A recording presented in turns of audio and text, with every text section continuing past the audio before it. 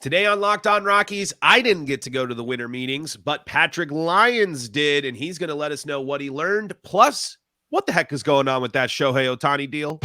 You are Locked On Rockies, your daily Colorado Rockies podcast, part of the Locked On Podcast Network, your team every day.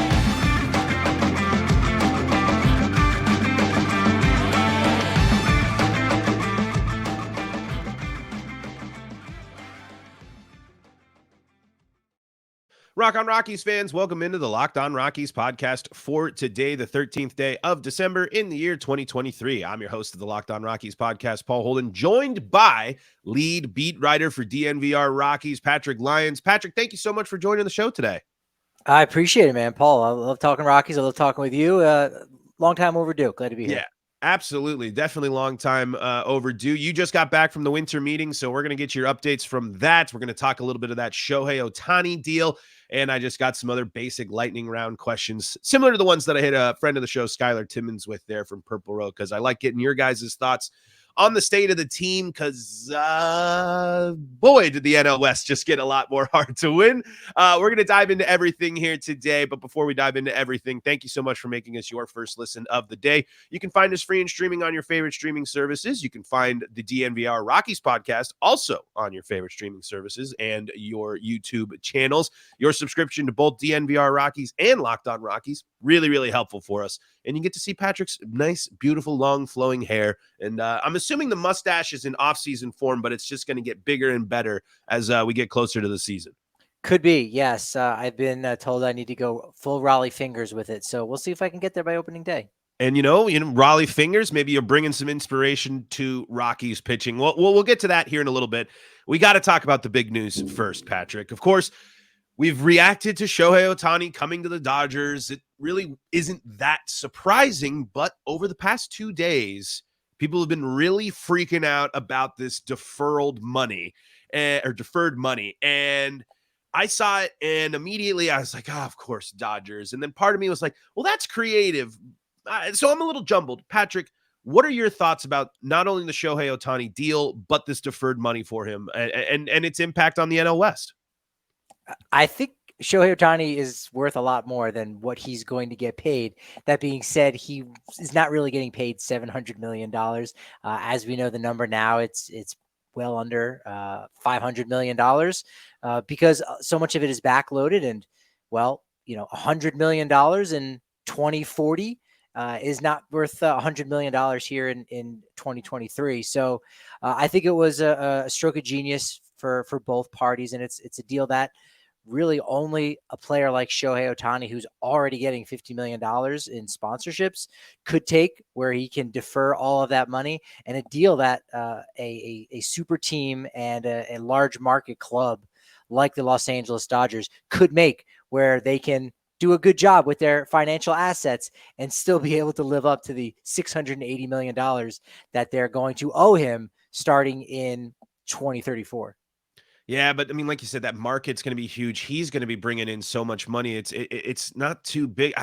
Do you think it's fair? I think that's the thing a lot of people have been saying. It's not fair. It's not fair. And I don't know. Everything the Dodgers do doesn't seem like it's fair if you're a Rockies fan, if we're being candid. But I don't know if I'm sitting here calling it to be an unfair deal where they still have to pay him a lot of money. I certainly was hoping bringing Shohei to the Dodgers was going to hamstring their ability. You wrote actually a really, really great piece diving into all the potential impacts of the Shohei signing. Do you still see them? Do you still see the Dodgers hamstringed or impacted by this deal? They still have to pay him a good chunk of change. It's not just that $2 million a year, but it's certainly not what we thought it was going to be each year. Do you have an idea of fair or something like that? Yeah, it's not going to be $46 million. That's going to go against the cap and basically what they're paying. So it does allow them a lot more flexibility to add at least one more starting pitcher. And I would say, yes, it's fair. I mean, again, there is a system that's in place that does allow for this. But you look at the Dodgers and you go, oh, of course the Dodgers can pull off this $700 million deal. Except, again, it's $460, which is a lot. But there's a reason why Sho Otani wanted to be with the Dodgers and stay in Los Angeles. I think, the runners up, Angels and the Blue Jays, from what we're hearing, did they have an opportunity to go $701 million? And even if they did, is that something that really would have interested Otani? Because again, when you're looking at some of the great franchises in the game right now that seem to do everything right, the Dodgers are atop that list, even more so than the Yankees are right now. So going to the Dodgers is a way that allows him to not necessarily have to worry about financials right now. $2 million is what he's going to get on his paycheck from the Dodgers, similar to what the Royals are going to give Garrett Hampson this year. But he gets the $50 million in sponsorship money. And it allows his team in the present day to still go out and add more players and get that World Series ring, which he so desperately desires. That's the thing. That's like the one thing when I did my immediate reactions, I still think the Dodgers have to have the challenge of, and it's classic sports radio banter, but until they demonstrate that they are a dominant postseason team, I'm not going to sit here and immediately be more blown away than I am about the Dodgers. So the Dodgers have another 100-win season. That's really not that surprising to me. And of course, Shohei makes them a better team for the playoffs, but it's still going to be a moment where they're going to have to play 162 and they're going to have to get to that postseason and get the job done. Do you think the Dodgers become the favorite, not only in the NL West, but in the NL? Do you think this Shohei deal is enough to make them a more formidable lineup than, say, Atlanta? I think it does make them the class of the National League, but not by a lot, because they still have a lot of questions that need to be answered in regards to their starting pitching. They've got a ton of really good young pitchers, but there's still at least one stud pitcher in free agency to go, or trade perhaps, before they are really kind of head and shoulders above the rest. But kind of just as you just touched on, okay, sure, they've bought themselves another 100-win season, but that doesn't buy you championships. You can't buy championships anymore.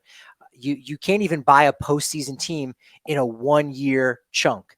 You got to be able to do it in multiple years to give yourself multiple bites at the apple, because we saw what the Mets did and Padres in 2023. You can't buy even a postseason berth nowadays. So, this definitely is something that puts them into a very unique class. I kind of think there might be a chance Shohei Otani might be leading off for the Dodgers next year to split up him and Freddie Freeman on the left-hand side with Mookie Betts batting second. But look, we've seen super teams like this, go into the postseason and get shut down. It happened to Atlanta when they went against Phillies. They were able to win a game this last year, but even still, the postseason is now just a whole breed unto itself. So cool. You've just won the NL West there, Los Angeles Dodgers, but that means nothing once the calendar flips to October. Yeah, and that's something at least that makes the pill a little bit easier to swallow if you're Rockies fans. But Rockies fans, again, sitting here saying the Dodgers are getting better, the Rockies are kind of stagnant, which it's not too big of a surprise for this year. I mean, I don't think it's that shocking to see what the Rockies were talked about at the winter meetings. But before we move on to full Rockies stuff, what do you think the impact on the Rockies will be with the Shohei deal? Maybe a little bit brief from what you talked about, because one thing for sure, those series are going to sell out. Dodgers at Coors Field, that's going to sell out every time. Yeah, I'm not sure if I mentioned it earlier today on the DNVR Rockies podcast, but the fact that the Rockies television deal with AT&T Sportsnet is now done. And so it was projected that reported that, $57 million is what they were getting annually from that deal. And now, while their next home is still being determined, more than likely we are looking at an MLB type situation, just like the Padres and the Diamondbacks have had to deal with already last year. So maybe they're going to get half that kind of money. As you pointed out, bringing in Shohei Otani could allow them to kind of make up for some of that loss. Go ahead and say, well, we're going to get him 2 series each and every year for the next decade, as opposed to what they've had with the Angels, which is pretty much like every other year, right, as an American League team. So this is a big help. We know the Rockies don't necessarily try to exploit some of these marquee games. It is funny that the magnet calendar, which is my favorite giveaway of all baseball giveaways, even more than bobbleheads. I love Really? magnet, 100%. The magnet calendar goes on the fridge, and I wear out the spot in front of my refrigerator because I'm standing there, I'm looking who's coming up, and not even trying to memorize the schedule. I just end up knowing it because I look at it so much. But on that schedule that they gave out at the end of last season, it shows like opening day, fireworks game, and then Boston Red Sox. So, okay, Boston Red Sox are coming in July. The pricing is going to be a little bit higher. We're probably going to see something like that for the Dodgers. But again, not that much, because say what you will about Dick Monfort, as far as him being a baseball guy, as a business and community guy, he'll make sure that those prices don't get too astronomical, so it pushes out the average fan. Yeah, and when I was reading into your report and reacting, I mean, again, this is kind of another win for the Rockies as a business, but as a baseball team, that's the biggest struggle. Let's talk about the Rockies as a baseball team, and let's get your reactions from Nashville and your experience there. All more Rockies talk coming up here on your Locked On Rockies podcast for today. But before we do that, got to tell you about some of the folks that help make this show possible, and that includes FanDuel.com. FanDuel, America's #1 sportsbook, has you covered all NFL season long. And it's not just football. They got basketball, hockey, and if you want to get some in on the future bets, you can check it all out at FanDuel.com. Right now, new customers get $150 in bonus bets with any winning $5 moneyline bet. That's $150 if your team wins. If you've been thinking about joining FanDuel, there's no better time to get in on the action. The app is super easy to use, and there's a wide range of betting options, including spreads, player props, over-unders, and more. So visit FanDuel.com/lockedon. That's FanDuel.com/lockedon for all your betting action this NFL season. FanDuel, the official partner of the NFL.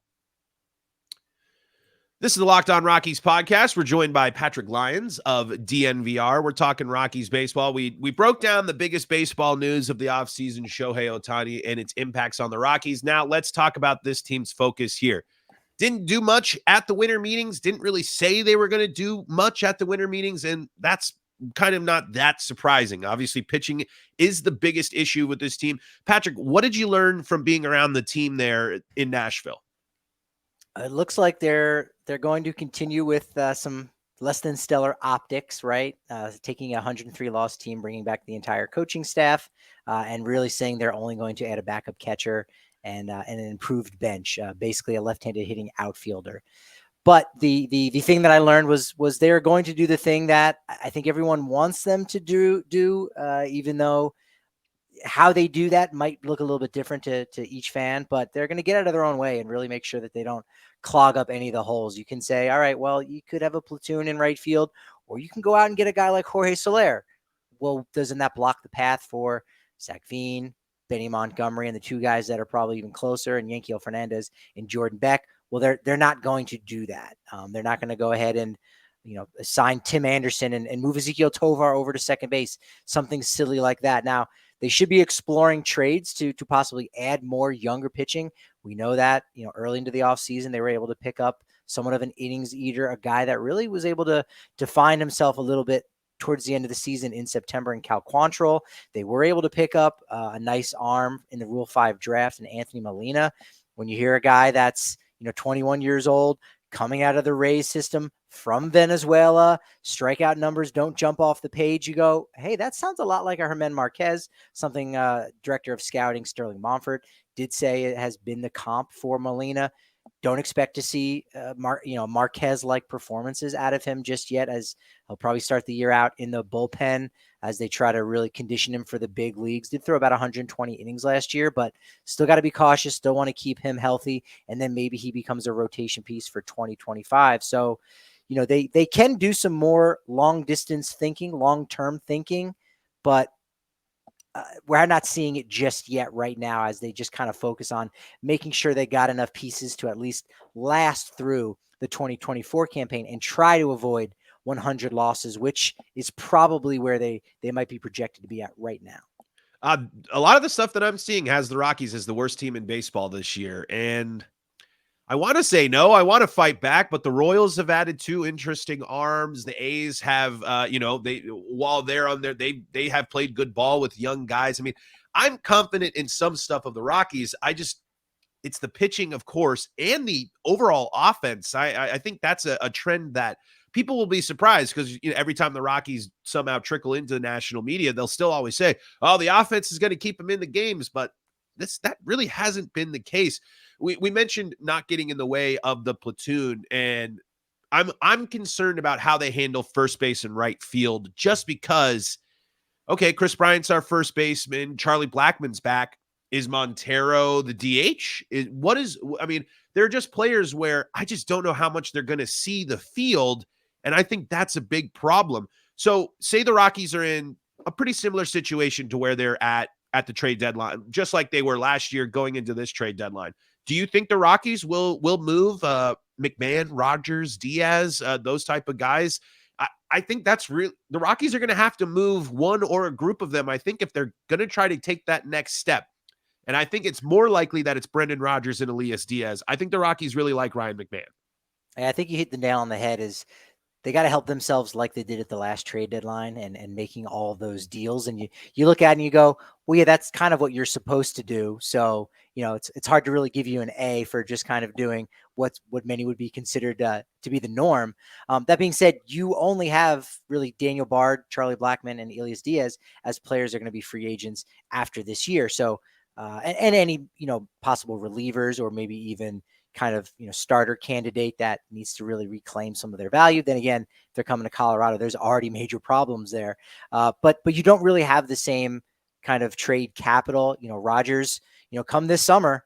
I mean, once the calendar turns to January 1st, we can officially say he's a free agent at the end of next year. 2025 is his final year in purple. So now is the point in which you have to decide, are you going to extend him like you did Ryan McMahon when he was 2 years away from free agency, same with Kyle Freeland and Antonio Senzatella, or are you going to move on like you did with Raimel Tapia and allowing yourself to bring in a guy like Randall Grichuk, who at least was able to help you in the present? So I think McMahon and Rodgers are those two trade chips that you probably can get more for now when every team, in a sense, in theory, is trying to go after a postseason berth. Whereas once you get to July, well, now there's less suitors for these players. And if a team already has a very strong second and third base combination, they're not as necessarily going to be as interested in those players. So you have more opportunity to do that now, especially with Adael Amador coming up through the pipeline. You see him as a second baseman of the future. Sterling Thompson is another second base, third base type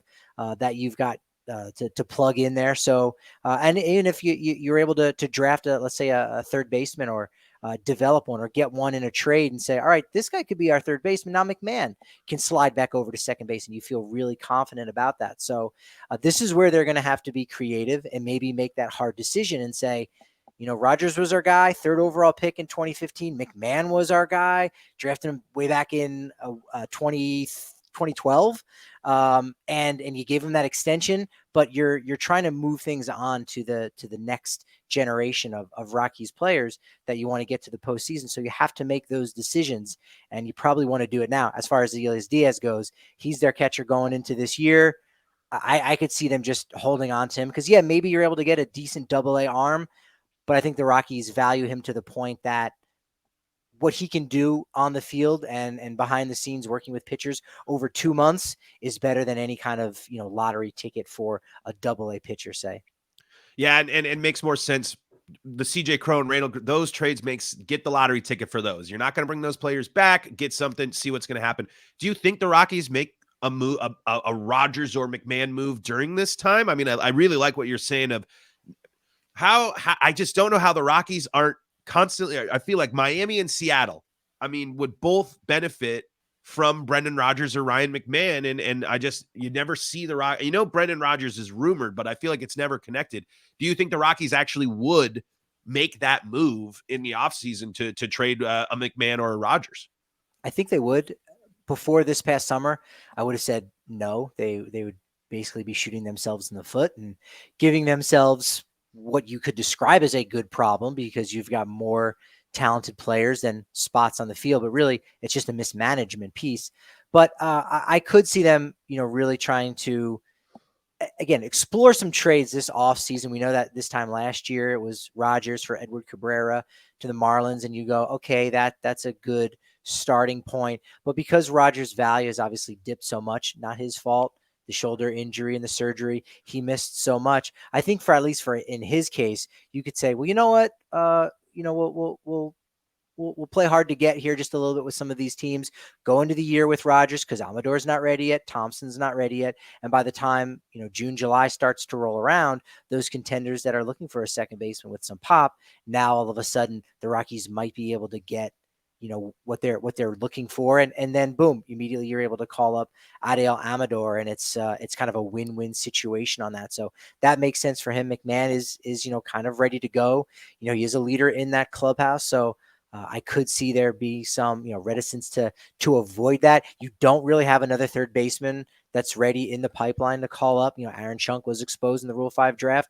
Say what you will about the Rockies saying, oh man, they clearly don't value this guy.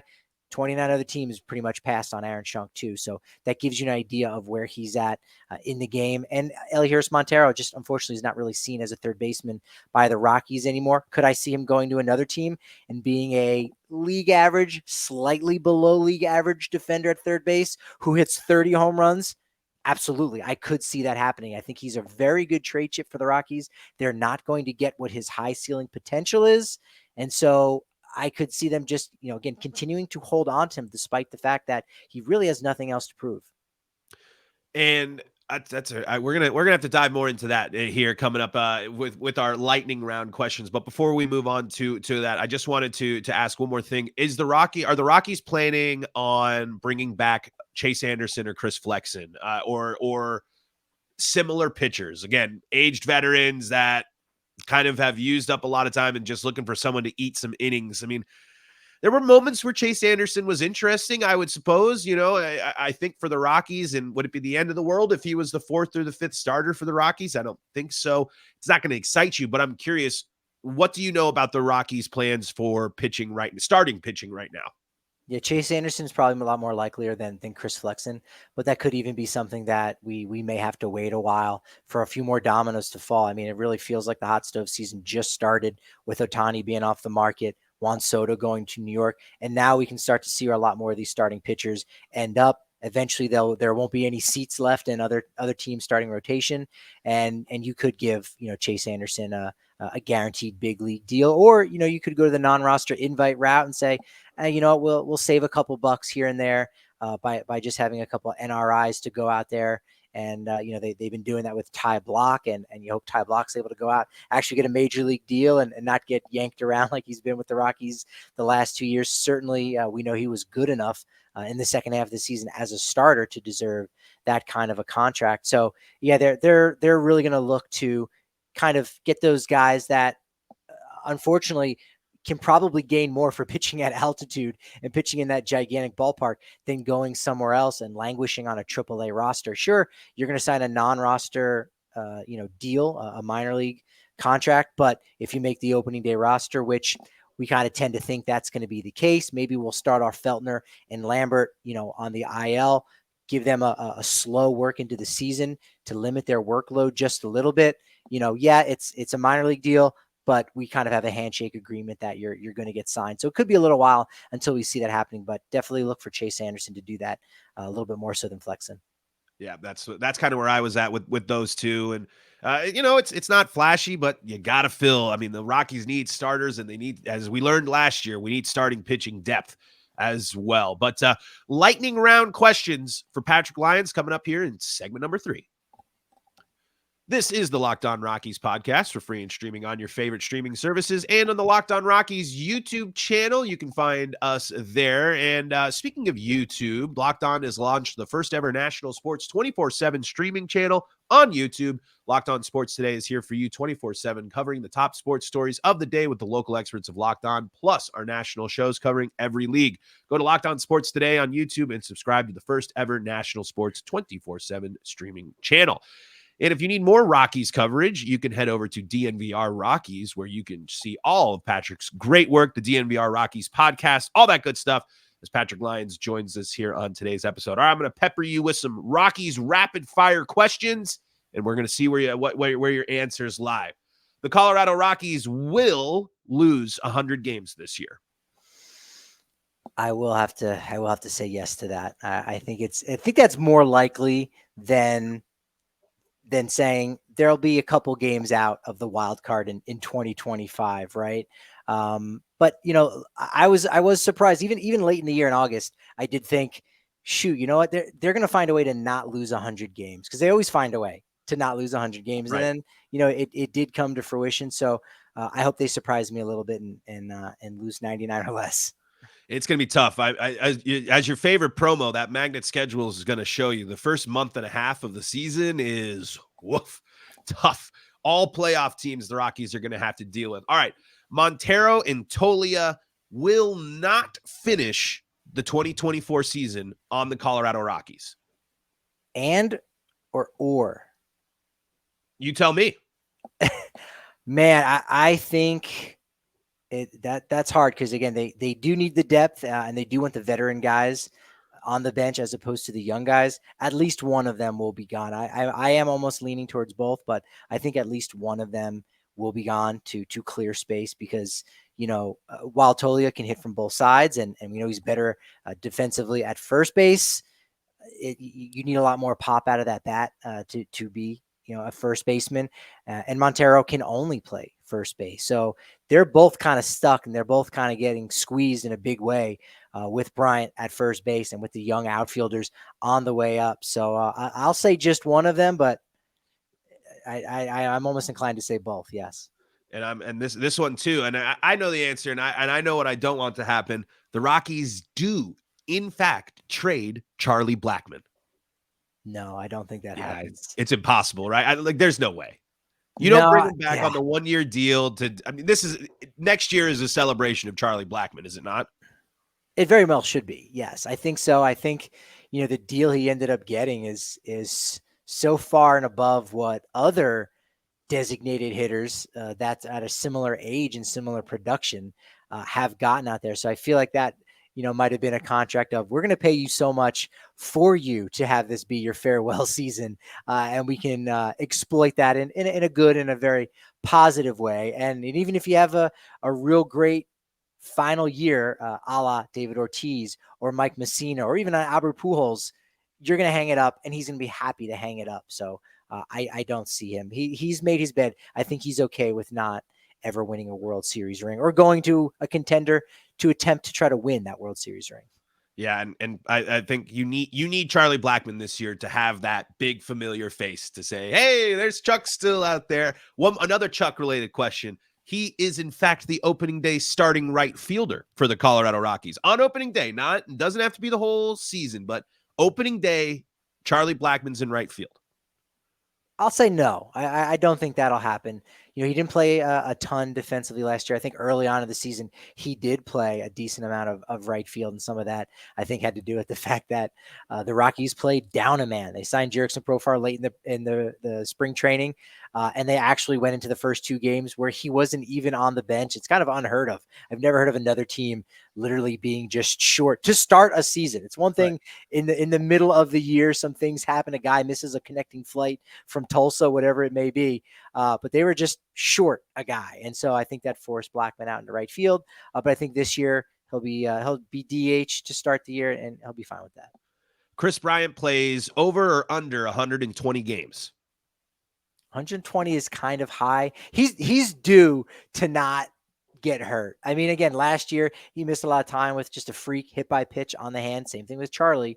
So that was just kind of unfortunate. If he's a younger guy, does that not impact him? I mean, we saw Adolis Garcia get hit in the hand in the World Series and immediately steal a base and totally be fine. So, maybe age has something to do with it. Based on how the last 2 years have been, I would probably have to take the under. Who of the 3 main exciting young guys, Doyle, Jones, and Tovar, is going to take the biggest step forward next year, and who has the biggest level of concern for you going into their sophomore season? Yeah, that's a tough one, because I think in many ways, even if Nolan Jones kind of takes a step backwards a little bit, I think that's going to be a major success. You're going to say, hey, that wasn't a sophomore slump. That was really good. That was positive. I think Bretton Doyle will probably take that biggest leap. That being said, offensively, his numbers still might not even be as good as what Tovar was able to put up in 2023. I think the thing that often gets overlooked is the fact that Doyle spent less than a month at AAA. In 2022, he was entirely at Double A Hartford, and got a cup of coffee late in the year there, and was hurt a little bit, crashing into the wall in the beginning of the season. So I think he got overexposed a little bit, and he's up for the challenge to take a step forward. Granted, a guy batting 240, you're not going to say, "Wow, what great growth," but it is when you're only batting 200 in your rookie campaign. So I think he has the likelihood to progress the most. But if we're looking purely at numbers, I also think, Tovar, you're going to look at his numbers this year and say, hey, that was a really good starting point. I think he'll take another step forward, not a big one, but he will take a step forward. To answer your question, because I like to play both sides of the fence, so I'm right all the time. Brenton Doyle, final answer. There. I like it. And like you said, hey, if Brenton Doyle bats 240 next year, sign me up. Yeah. I will happily. That's it. And give me that defense. I mean, that's the ultimate X factor. Brenton, if Doyle hits 240 and is still light years better than every other center fielder and makes, massive plays in cores, his offense will be a little bit easier to swallow. Okay. Two more quick questions. The Rockies will trade Hermon Marquez after he comes back and sets the Rockies records he missed out in 2023. No, I don't see that happening. No, I think that's a good one. That's a good question. I hadn't thought about exactly. I think once he breaks the record, in many ways, they're going to want to keep him around. I also know that depending on what that 2025 season, these are make-believe years, but here we go. We're pulling them out of the ether.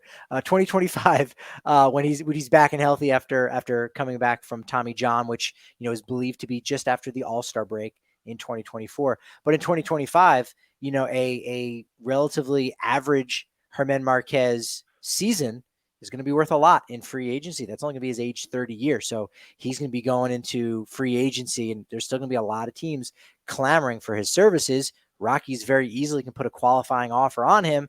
And we know how the Rockies have operated in the past. When it comes to a guy going in free agency, you're going to get a draft pick with the qualifying offer. If you want to acquire him via trade, you got to kind of knock our socks off, right? So we've been down that road with Trevor Story.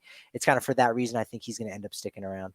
Yeah, I like Hermon, and I think he's someone that really, he knows how to pitch there. He handles the Rockies. He signing 2 deals with the Rockies shows that he likes something within the organization. My final question for you, though, if the Rockies struggle, they will actually make a change for coaching, because I can't sit here and say I'm all that encouraged that Scott Foster continues to get another chance, but I guess we'll have to see what happens. Another great question, Paul. That's also hard. You would have thought there might have been some kind of change to the coaching staff, again, after losing 103 games. At the same time, that the roster was flawed going into the year, despite the comments made by Dick Monfort in January, which we're about a little more than a month away from the next one. We'll see if he gets up on the podium to offer a couple words. I will be there making sure I capture all of that. But nevertheless, it's something that really needs to be considered. And when this organization, when it comes to these hard times, they try to be as loyal as possible, and sometimes to a fault. And so I think they're worried about maybe throwing somebody under the bus and maybe making that kind of change. And that, even if you were to make a change, how much of a difference would it possibly make? So it's sort of for that reason, I could see there not being, a coaching change, because again, it might, the optics may appear as if, oh, this person's the problem, when it's not. And that certainly wouldn't be fair, especially if it's a systemic issue and you go, well, this is going to be the 6th year in a row that we didn't make the postseason. You can't put that all on one guy or multiple guys or a manager, even for that matter. So I think they're willing to kind of, keep status quo and not rock the boat a little bit unless things get really crazy. But, Bud Black does a good job of keeping that clubhouse calm and copacetic. So I don't really see something like that happen, despite the fact it's very common for other teams to do such things. Right. Yeah. The Rockies are nothing but loyal. We know that. That is for sure. But Patrick, that's going to do it. Thank you so much for joining us today. Where can people go to make sure they're staying up to date with all of your Rockies coverage and what you do? Yeah, on Twitter, on X, at Patrick D. Lyons, and I actually started doing some TikToks, but some baseball news, just playing around with some video editing stuff. trying to go into the new millennium, as it were, because the written material is it's not necessarily going by the wayside, but you gotta differentiate just a little bit. So I'm having some fun videos there at Patrick D Lyons MLB on TikTok. There you go. And Patrick's, like I said, folks, at the winter meetings, following this team all off season long. If you need top of the line Rockies coverage, Patrick is your guy. I'm Paul Holden. I am the host of the LockOn Rockies podcast. You can find us there on LockOn Rockies on your favorite streaming services and on the LockOn Rockies YouTube channel. And we're brought to you by FanDuel there with my little lower third there. But folks, until next time, this is Paul Holden saying so long from the LockOn Rockies podcast.